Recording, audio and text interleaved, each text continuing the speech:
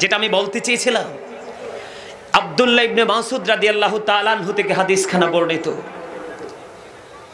আমার নবীজি একদিন সাহাবায়ে কেরামদেরকে নিয়ে এরকম আলোচনা সভা করলেন। যেমন ধরেন একটা ওয়াজের জলসা সাজালেন, ওয়াজের জলসা সাজিয়ে আপনারা বুঝে নেবেন অত্যন্ত গুরুত্বপূর্ণ একটা হাদিস শরীফ। কেন যে মাহফিলগুলো সাজানো হয়, আর এই মাহফিলগুলো থেকে একটা পক্ষ কিছু নিতে পারুক বা না করুক, আরেকটা পক্ষ কিন্তু বুঝাই করে জান্নাতি ফল নিয়ে বের হয়। জোরে বলেন না।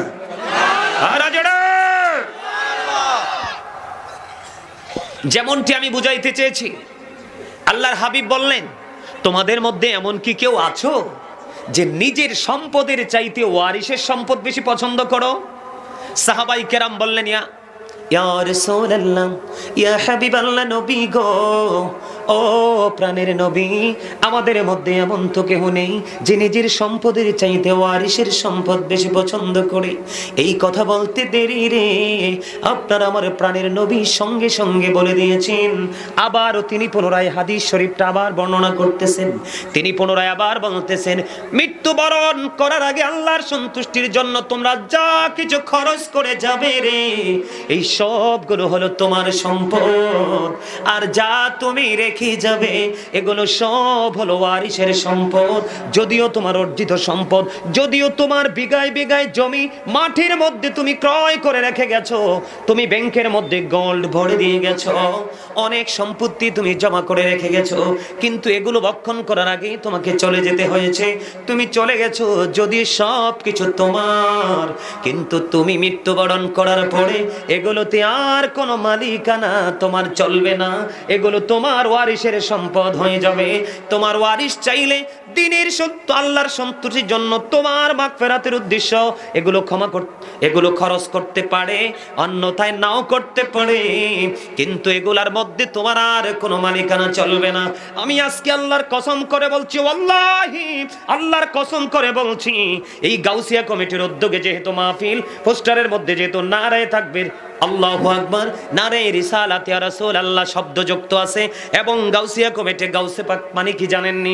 ওই যে বড় পীর আব্দুল কাদের জিলানী রাদিয়াল্লাহু তাআলা আনহু, যিনি 4 তরিকার মধ্যে প্রথম হলো কাদরিয়া তরিকা, ওই কাদরিয়া তরিকার ইমামের নামই হলো গাউসে পাক মহিউদ্দিন আব্দুল কাদের জিলানী রাদিয়াল্লাহু তাআলা আনহু। বন্ধু, এখানে আমি বুঝাইতে চাই আপনাদেরকে, আজকে আমাদেরকে হাদিয়া দেওয়া হয়েছে এই যে এত সুন্দর জান্নাতের বাগান সাজানো হয়েছে, এগুলো কি আল্লাহর সন্তুষ্টির জন্য নাকি বান্দার? কথা বলেন না কেন? আল্লাহর কসম করে বলছি, আজকে গাউসিয়া কমিটি, এই দুলকার পূর্বপাড়া ঐতিহ্যবাহী গাউসিয়া কমিটির উদ্যোগে আজকের এই জান্নাতের বাগান সাজানো হয়েছে। বন্ধু, যিনি 1 টাকা পর্যন্ত খরচ করেছে, এইটা কিন্তু নিজের সম্পদ হিসাবে আল্লাহর দরবারে স্পেশাল ভাবে কবুল হয়ে গেছে। জোরে জোরে বলেন না সুবহানাল্লাহ। যিনি মসজিদের মধ্যে দান করবে, আজকের এই মাহফিলের মধ্যে দান করবে, যিনি মাদ্রাসায় দান করবে, গরিবের বীর মধ্যে দান করবে, অসহায় মানুষের পাশে দাঁড়িয়ে যাবে, পৃথিবীর মানুষ খুশি হোক বা না হোক, যিনি খরচ করেছেন তিনি খুশি হয়ে করেছেন, আর যিনি তাকে দৌলত দিয়েছেন তিনিও কে করেছেন? তিনিও তাকে আল্লাহ রাব্বুল আলামিন দৌলত দিয়েছেন। আমি মুখস্থ কথা বলার অভ্যাস নাই, আপনাদেরকে আজকে প্রমাণ দিব। আমার সামনে কোরআন শরীফ আছে, আপনারা শুধু একটুখানি আমার দিকে নজর দিবেন। বন্ধু, আমাদের বর্তমানে বাংলাদেশে সবচেয়ে বেশি এই মাহফিলগুলো, ধর্মীয় অনুষ্ঠানগুলো আয় প্রতিবন্ধকতা সৃষ্টি করার চেষ্টা করে সমাজের কিছু অসৎ পথে উপার্জিত বড় লোকগুলো। কথা বলেন না কেন? এই জন্য আমি প্রায় ওয়াজে বলে থাকি, আপনারা যারা অনলাইনে আলোচনা শোনেন আপনারা শুনতে পাবেন, আমি প্রায় ওয়াজে বলে থাকি, the rich are not always happy. ধনীরা সব সময় সুখী নয়। যারা পৃথিবীর ধনী ধনী হয়েছে, আল কিনা কিনান নাফস, প্রকৃত ধনী হলো আত্মার ধনী, অন্তরের ধনী যিনি, তিনি হলেন শ্রেষ্ঠ ধনী।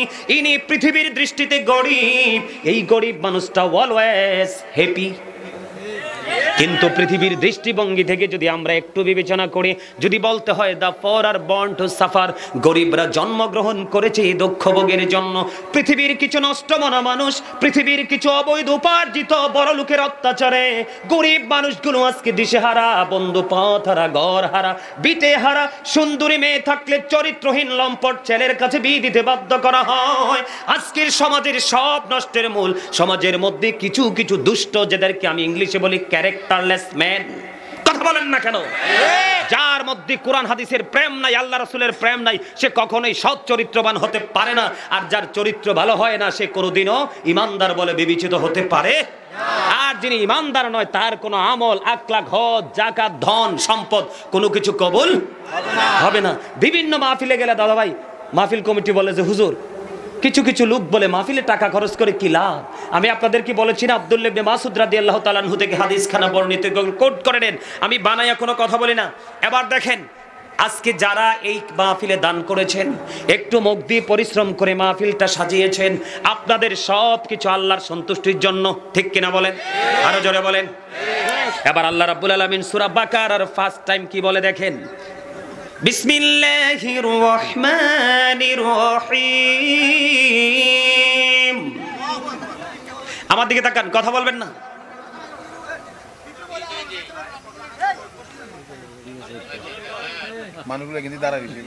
আপনারা আসলেই সত্য কথা, আপনারা যারা দাঁড়িয়েছেন ভাইদেরকে বলবো, আপনারা ভিতরে চলে আসেন। আসলে জান্নাতের বাগানে ঢুকলেই কিন্তু জান্নাতি মেহমান হিসাবে বিবেচিত হবেন। আউটসাইডে থাকলে কিন্তু জান্নাতি মেহমান হিসাবে ফেরেশতারা আজকেই জান্নাতের বাগানের চারপাশে